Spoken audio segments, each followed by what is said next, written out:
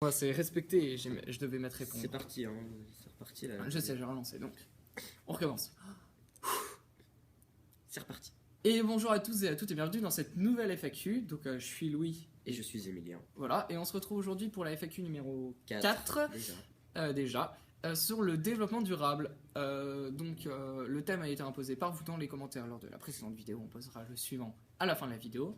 Et donc vous êtes allés voter sur Facebook et sur Twitter. Et on a récupéré quelques-unes de vos questions. Les meilleures. On y va ? C'est parti.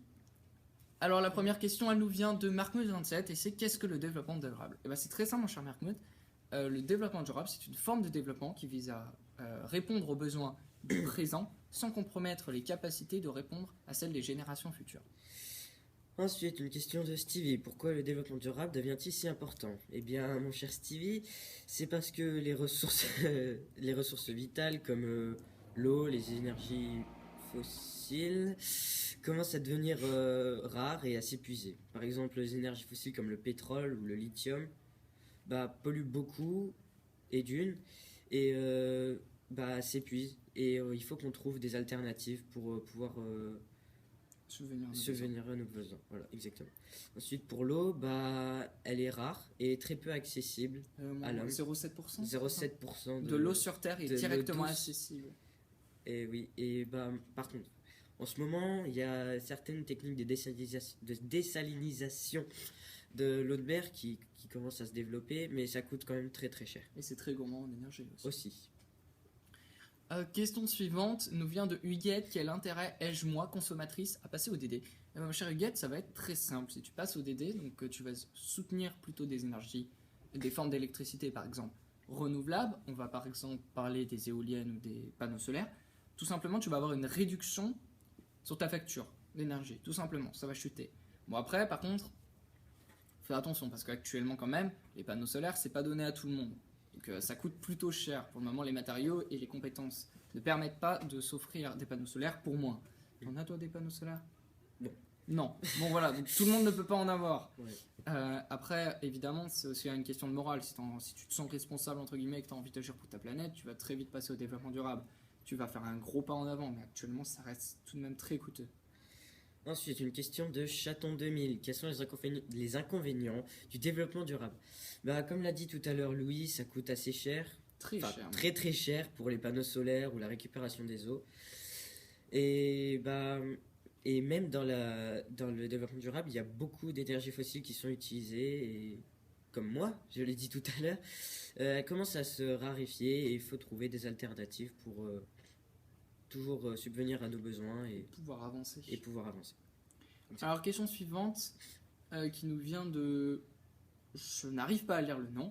Les freins de la démocratisation du développement durable. Écoute, il y en a deux principaux. Le premier, c'est tout simplement qu'il y a, comme il l'a dit, énormément d'énergies fossiles qui sont actuellement utilisées. On peut penser au charbon, au pétrole qui permettent de produire de l'électricité. On va beaucoup s'appuyer sur l'électricité. Donc du coup, on ne va pas permettre aux autres énergies de se développer, vu qu'actuellement ces énergies-ci marchent et qu'elles rapportent. Le problème, c'est que ça détruit la couche d'ozone. La deuxième, c'est justement, c'est lié à ces énergies, c'est des grandes personnalités de la planète, je citerai personne, Donald Trump. Non, personne. Personne. Ne te sens pas visé. Qui vont aller sur un principe de comme on en a, on va en l'utiliser, et du coup vont d'autant plus polluer et moins faire d'efforts vis-à-vis de la recherche pour ces nouvelles énergies.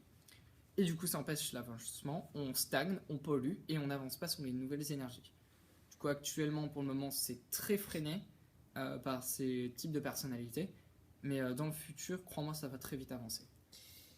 Ensuite, une question de Patator95. Le développement durable est-il fiable ? Écoute, le développement durable est pas très très fiable puisque copier-coller wiki, hein. Ouais. C'est une expression assez floue et bancale utilisée par pas mal d'entreprises pour dorer leur image et même en ce moment par des personnalités politiques pour les élections présidentielles. Histoire de se donner bonne conscience. De se donner bonne conscience et d'attirer beaucoup de population à leur cause.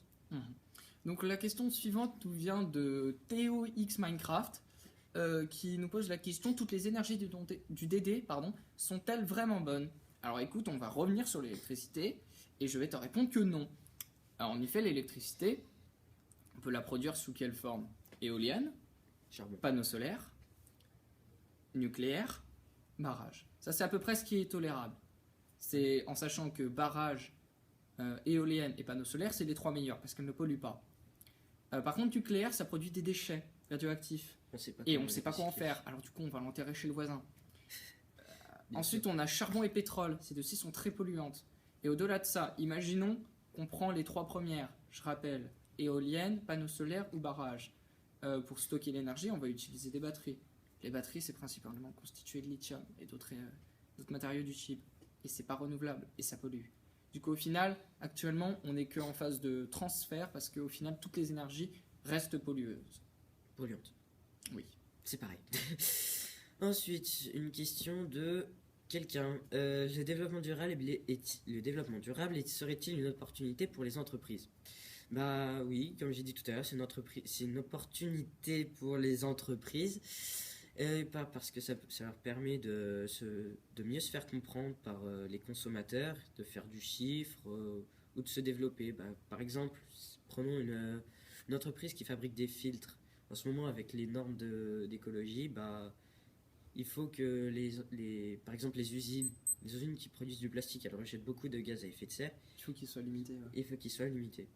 Du coup, bah, c'est le genre d'entreprise qui produit des filtres qui peut se lancer. Peut se lancer et se développer. Okay. Et donc la dernière question qu'on a choisie nous vient de plusieurs personnes. Elle nous vient de Elliot, Billy27 et Timothée. Et ils nous demandent comment agir pour le développement durable. Alors écoutez, il y a deux façons. Il y a la phase entreprise et la phase particulier, individu. Donc moi je vais surtout parler côté entreprise. Parce qu'au final, c'est surtout elles qui sont désavantagées par le DD. Mais il y a des avantages quand même.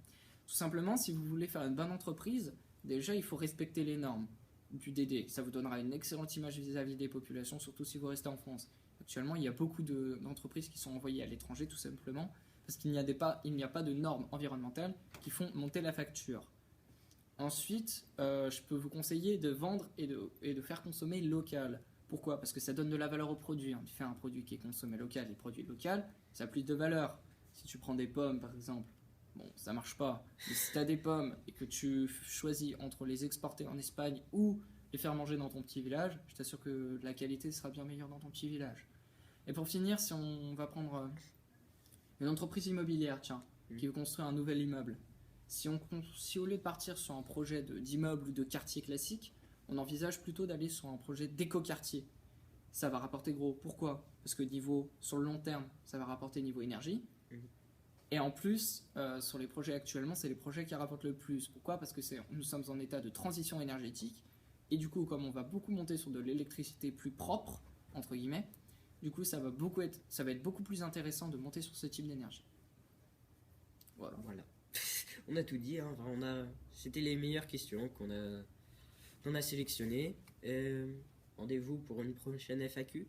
Donc on vous laissera voter dans les commentaires pour choisir quel sera le prochain thème. Une fois qu'il sera posé, n'hésitez pas à aller sur Facebook, sur Twitter pour proposer vos questions. Voilà, n'hésitez pas à aimer la vidéo si elle vous a plu. Lâche un like. Abonne-toi si tu veux en voir d'autres. Et à la prochaine. Tu veux un bisou? Tu veux un bisou?